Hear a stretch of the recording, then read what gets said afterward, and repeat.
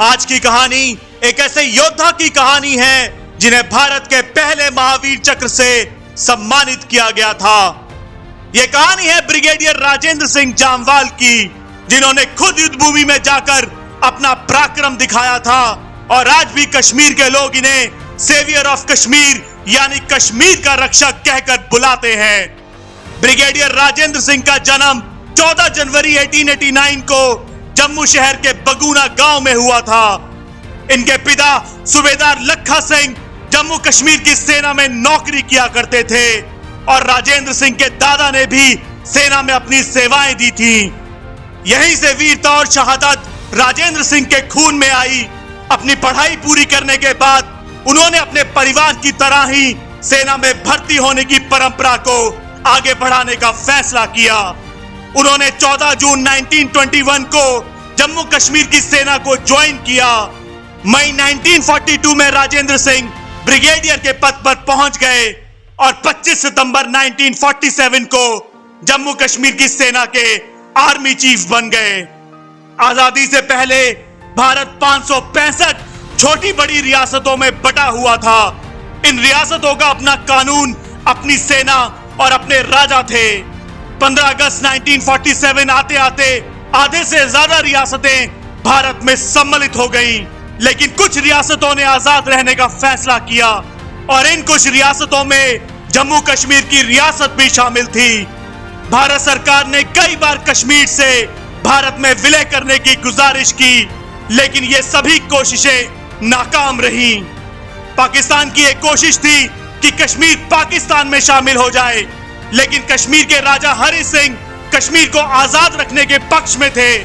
भारत सरकार बार बार हरि सिंह को समझाने की कोशिश कर रही थी कि वे भारत में शामिल हो जाएं, लेकिन हरि सिंह मानने को तैयार ही नहीं थे। पाकिस्तान के शासक मोहम्मद अली जिन्ना को कश्मीर की आजादी मंजूर नहीं थी। उन्होंने नियमों का उल्लंघन कर स्टैंड स्टिल एग्रीमेंट को तोड़ दिया और कश्मीर में पेट्रोल, अनाज और अन्य जरूरी वस्तुओं की सप्लाई रोक दी। पाकिस्तान ने 22 अक्टूबर 1947 को ऑपरेशन गुलमर्ग के तहत कश्मीर कब्जाने के लिए हमला बोल दिया। 22 अक्टूबर को महाराजा हरि सिंह को पाकिस्तानी सेना के घुसपैठ की सूचना मिली।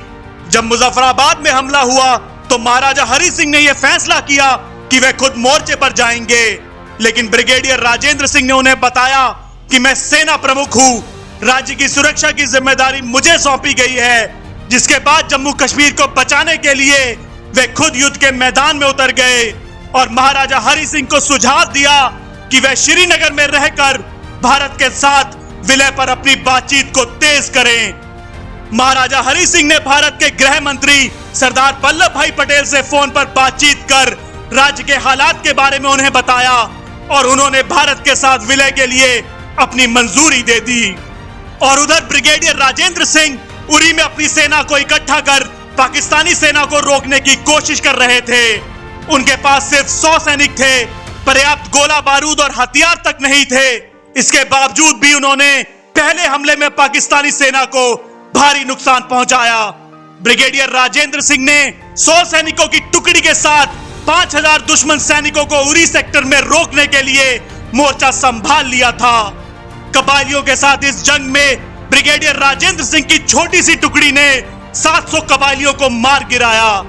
उन्होंने 5 दिनों तक कबायलियों को रोके रखा, लेकिन इतनी देर तक 5000 सैनिकों को रोकना काफी मुश्किल था और इसीलिए ब्रिगेडियर राजेंद्र सिंह ने उरी को जोड़ने वाले सारे पुलों को ध्वस्त करा दिया। उरी पुल का नष्ट हो जाना एक मास्टर स्ट्रोक था जिसने कश्मीर को कबायली लड़ाकों से बचा लिया। उनकी इस कार्यवाही के लिए ब्रिगेडियर राजेंद्र सिंह को कश्मीर का रक्षक के रूप में जाना जाता है। भारतीय सेना के श्रीनगर हवाई अड्डे पर उतरने से 6 घंटे पहले ही ब्रिगेडियर राजेंद्र सिंह पर 26 अक्टूबर 1947 की रात घात लगाकर हमला किया गया और ब्रिगेडियर राजेंद्र सिंह ने कश्मीर को बचाते हुए अपने प्राणों की आहुति दे दी। ब्रिगेडियर राजेंद्र सिंह जामवाल ने अपने महाराजा को दिए हुए वचन till the last man and the last bullet को पूरा किया।